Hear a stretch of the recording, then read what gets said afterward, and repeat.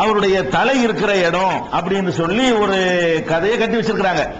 அது எங்க இருக்குன்னு கேட்டா, அந்த தலையுடைய கதையை கேளுங்களேன். அந்த முதல்ல வந்து அஸ்கலான்ங்கிறது சிரியாவுல உள்ள ஊர். சிரியா ஷாம் இருக்கு பாருங்க, அங்க உள்ள ஊர் தான் அஸ்கலான். அஸ்கலான்ங்கிற ஊர்ல முதல்ல அந்த தலையை கொண்டாந்து அடக்குனாங்களாம். கதையை பாருங்க, முதல்ல அஸ்கலான்ங்கிற ஊர்ல தலையை கொண்டாந்து அடக்கிட்டாங்களாம். இந்த கர்பலா முடிஞ்ச பிறகு கொஞ்ச நாள் கழிச்சு அந்த தலையை தோண்டி எடுத்து மிஸ்ர்ல கொண்டாந்து ஈஜிப்ட்ல கொண்டாந்து அடக்கிட்டாங்க அப்படின்னு சொல்லி அஸ்கலான்ல இப்ப கிடையாது, அஸ்கலான் தூக்கிட்டு வந்து ஈஜிப்ட்ல அடக்கம் பண்ணிட்டாங்கன்னு சொல்லி ஒரு கட்டுக்கதையை உண்டாக்கி அதன் அடிப்படையில் இன்னைக்கு ஜெகஜோதியா விழா நடந்து கொண்டிருக்கிறது எங்க ஈஜிப்ட்ல. அவருடைய தலைக்குன்னு ஒரு கபரை கட்டி இந்த ஷியாக்கள் அதை ஒரு இன்னைக்கு கொண்டாட்டம் செய்து கொண்டிருக்கிற காட்சியும் பார்க்கிறோம். ஆனால் இது எப்ப உண்டாகுது தெரியுமா? இதனுடைய சம்பவத்தை எடுத்து பாத்தீங்கன்னா 540 வந்து இந்த கபர் கட்டப்படுது. இந்த கபரு ஹுசைனுடைய தலைக்கு உள்ள கபர் இருக்கு பாருங்க, ஹுசைன் ரலியல்லாஹுடைய தலை அடக்கம் செய்யப்பட்ட இடம்னு ஒரு கபரை கட்டி வச்சுக்கிறாங்க. இது எப்ப உண்டாக்கப்படுதுன்னு சொன்னா ஹிஜ்ரி 540 வந்து உண்டாக்கப்படுது.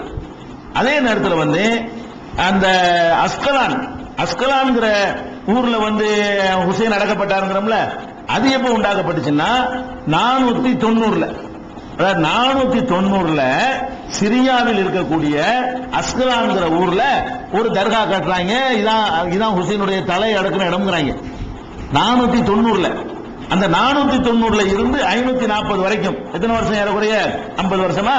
50 வருஷம் அஸ்கலான்ல இந்த தலை இருந்துச்சான். 50 வருஷம் கழிச்ச பிறகு அங்கிருந்து தலையை தூக்கிட்டு வந்து எங்க அடக்கம் பண்ணிட்டாங்க? மிஸ்ர்ல, ஈஜிப்ட்ல அடக்கம் பண்ணிட்டாங்க அப்படின்னு சொல்றாங்க. இத கணக்கு பண்ணி பார்த்தோம்னா ஹுசைன் ரலியல்லாஹு கொல்லப்பட்டு எவ்வளவு காலம் ஆச்சு? ஹுசைன் கொல்லப்பட்ட ஆவதற்காக வேண்டி நம்ம கபரை வந்து 490 தான் வந்து கட்டுவோம், அடக்குவாங்களா? என்னமோ 489 கொல்லப்பட்ட மாதிரி 490 அடக்கின மாதிரி சொல்றாங்களே. ஹுசைன் ரலியல்லாஹுக்கும் அந்த அஸ்கலானுடைய கபரை எடுத்துட்டு பாத்தீங்கன்னா ஏறக்குறைய 430 ஆண்டுகள் ஆயிடுச்சு. 430 ஆண்டுகளுக்கு முந்தின விஷயம். 430 ஆண்டுகளுக்கு முந்தி கொல்லப்பட்ட ஹுசைனுடைய தலையை கொண்டாந்து இப்ப 430 வருஷம் கழிச்சு இங்க அடக்குறாங்களா? அஸ்கலான் அடக்குறாங்களா? 430 வருஷம் தலை எங்க பாதுகாத்து வச்சாங்க? 430 வருஷம் வரைக்கும் தலை எதுல கொண்டு பாடம் பண்ணி வச்சிருந்தாங்களா? என்ன வகையில பாதுகாத்து வச்சிருந்தாங்க? ஹுசைன் கொல்லப்பட்டு அடுத்த நாளே கொண்டாந்து அடக்கியிருந்தாங்க, அடுத்த வாரமே அடக்கியிருந்தாங்கன்னா கூட ஒத்துக்கலாம். இந்த அஸ்கலான்ங்கிற ஊர்ல அவருடைய தலைக்கு தோண்டப்பட்ட கபர் இருக்கு பாருங்க, அது 490 அது செய்யப்படுகிறது.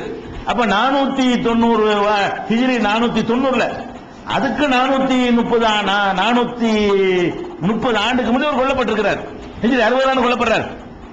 ஹிஜ்ரி 60 அவர் கொல்ல யார்? ஹுசைன் ரலியல்லாஹு அவர்கள் ஏறக்குறைய ஹிஜ்ரி 60 கொல்லப்படுறாங்க. 60 கொல்லப்பட்டவங்களுக்கு 490 கொண்டாந்து கபர் கொண்டான்னா அப்ப 430 வருஷம் ஆச்சு. 430 வருஷம் கழிச்சு ஒரு ஊர்ல கபர் போடுறான் தலைக்கு. அங்க இருந்து ஒரு 50 வருஷம் கழிச்சு அதை எடுத்து கொண்டாந்து வச்சுக்கிட்டு என்ன செய்யறான்? ஈஜிப்ட்ல கொண்டே போடுறேன்னு சொல்றானே. இது இவ்வளவு நாள் என்னடா பண்ணிட்டு இருந்தீங்க? இப்ப இன்னைக்கு எடுத்து பார்த்தோம்னு சொன்னா ஏறக்குறைய 500 ஆண்டுகளுக்கு பிறகுதான் இந்த கபர் உண்டாகுது.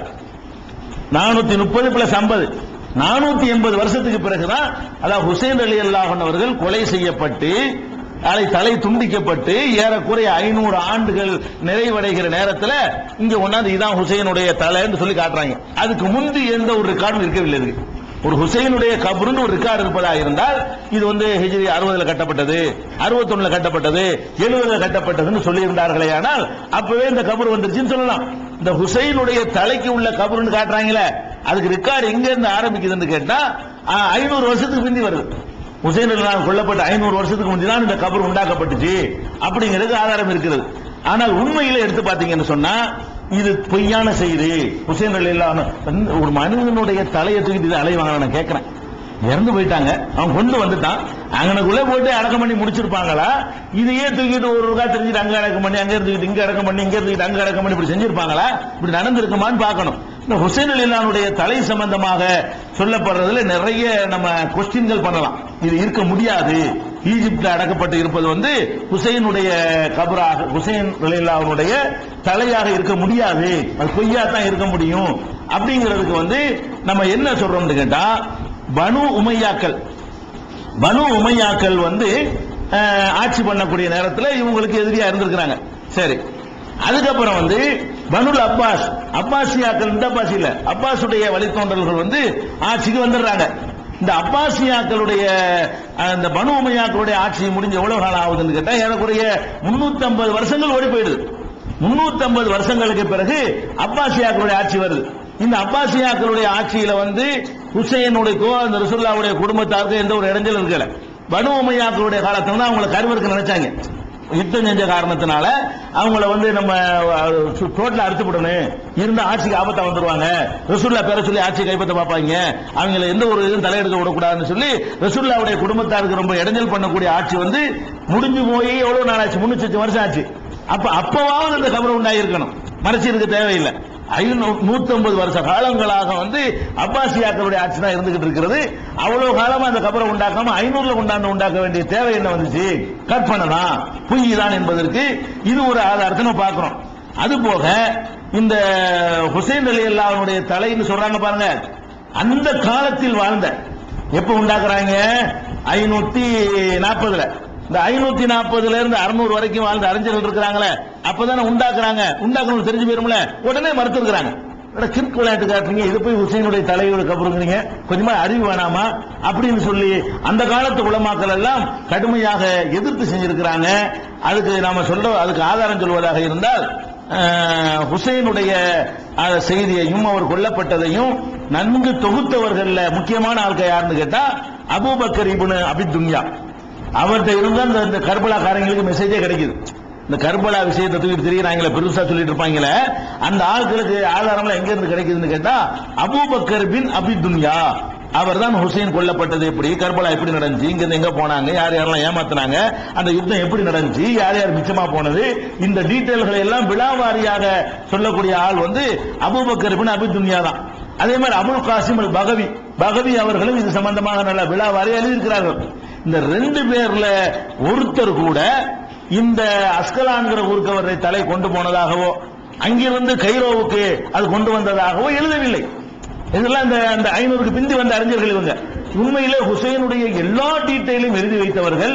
அதுல வந்து பொய் பொத்தலாட்டங்கள் சொல்லுவாங்க, அதையெல்லாம் கூட எழுதி வைத்தவர்கள். அந்த ஹுசைனுடைய சம்பந்தமாக மிகைப்படுத்தி சொல்லுவாங்களே, அதையெல்லாம் கூட எழுதி வைத்திருந்தவர்கள் வந்து எதை குறிப்பிடல? ஹுசைனுடைய தலை ஒன்று வெட்டப்பட்டது, அந்த தலை கொண்டு வந்து அஸ்கலான்ல கொண்டாந்து அடக்கம் செய்யப்பட்டது, அங்கிருந்து எடுத்து கொண்டு வந்து ஈஜிப்ட்ல வந்து அடக்கம் செஞ்சாங்க, மிஸ்ர்ல அடக்கம் செஞ்சாங்க அப்படிங்கிற ஒரு செய்தியை அவர்கள் குறிப்பிடவே இல்லை. அதே நேரத்தில் வந்து இதை குறிப்பிடுறாங்க, இது அங்க அடக்கம் செய்யப்பட்டாங்கன்னு குறிப்பிடல. ஆனால் என்ன குறிப்பிடுறாங்கன்னு கேட்டா ஹுசைன் பேரால் எகிப்திலே வைத்திருக்கிற அந்த தலை இருக்கு, இப்ப தலைக்கு வச்சிருக்கிற கபர் இருக்கு பாருங்க, அது முஹ்தலகுன் கிதுபுன் லா அஸ்லலஹு, அது கற்பனையா உண்டாக்கப்பட்டது, பொய், அதுக்கு எந்த ஆதாரமும் இல்லை என்று சொல்லி அவங்களே குறிப்பிடுறாங்க. ஹுசைன் பற்றி முழு செய்தியை தந்த 2 வரலாற்று ஆசிரியர்கள் ஹுசைன் சம்பந்தப்பட்ட இந்த கர்பலா சம்பந்தப்பட்ட முழு நிகழ்வுகளையும் ஒன்று விடாமல் பதிவு செய்து அவங்க என்ன செய்யறாங்கன்னு கேட்டா இதை மறுக்கவும் செய்யறாங்க. இது கிடையாது, ஈஜிப்ட்ல கொண்டாந்து தலை அடக்கம் செய்யப்பட்டதுங்கிறது நடக்கவே கிடையாது அப்படின்னு சொல்லி அதே வேலையை தெரிஞ்சவங்க, அவருடைய வரலாறை எழுதுவதற்கு என்றே தங்களை அர்ப்பணித்துக் கொண்டவர்கள். அவங்களுடைய வரலாற்று நூலையும் காணாம். அந்த காலகட்டத்தில் வாழ்ந்த அந்த கபர் உண்டாக்கப்பட்ட காலம் இருக்கு பாருங்க, அந்த காலகட்டத்தில் வாழ்ந்த ஏறக்குறைய வாழ்ந்தவர்கள் இப்னு தகீக் அல் ஈத் என்ற அறிஞர், அபு முகமது அப்துல் மலிக் இப்னு கலஃப் துன்யாத்திங்கிறவரு, அபூபக்கர் முகமது இப்னு அஹமது அல் கஸ்தலானிங்கிறவரு, அபு அப்துல்லா குர்துபி, தப்சீர் குர்துபிங்கிறவன் அந்த குர்துபி எழுதின அறிஞர் அவரு. இவங்க எல்லாம் என்ன பண்றாங்கன்னு கேட்டா இன்னஹு கிதுபுன், இது பொய், வலைஸ ஃபீஹி கபருல் ஹுசைன், அது உள்ளது ஹுசைனுடைய கபர் கிடையாது, வலா ஷைஅ மின்ஹு, அவருடைய எந்த ஒரு உறுப்பும் அதுக்குள்ள கிடையாது, பொய் சொல்றாங்க என்று சொல்லி அந்த கபர் உருவாக்கப்பட்ட 500களில் வாழ்ந்த அறிஞர்களை இது பொய் என்று மறுத்தும் இருக்கிறார்கள். அது ஒரு காரணமாச்சு. 2 மூணாவது என்னன்னு கேட்டா ஹுசைன் ரலியல்லாஹுடைய கபரை வந்து மதீனா, அந்த தலையை வந்து மதீனாவுக்கு கொண்டு போயிருக்கிறாங்கிறது சில ரெக்கார்டு கிடைக்குது. மதீனாவுக்கு வந்து எடுத்துட்டு போயிருக்கிறாங்க. அந்த ஈராக் இந்த இப்னு சியாத் வந்த பிறகு அந்த குடும்பத்தாட்ட ஒப்படைக்கிறான். ஒப்படைச்ச பிறகு அதை எடுத்துக்கொண்டு மதீனாவில் கொண்டு வந்து அடக்கம் பண்ணி இருக்கிறாங்க அப்படிங்கிறது ஆதாரம் இருந்தால் மதீனாவுக்கு கொண்டு வந்து ரெக்கார்டோடு சொல்றாங்க. யார் சொல்றாருன்னு கேட்டா ஜுபைர் இப்னு பக்கார், அவர் தான் கிதாபுல் அன்சாப், அந்த நசபுகளை ஆட்களை பற்றிய வரலாறு எழுதுவதில் ரொம்ப துல்லியமா எழுதக்கூடிய ஆள். அவர் முகமது இப்னு சாத் காத்திபுல் வாக்கிதி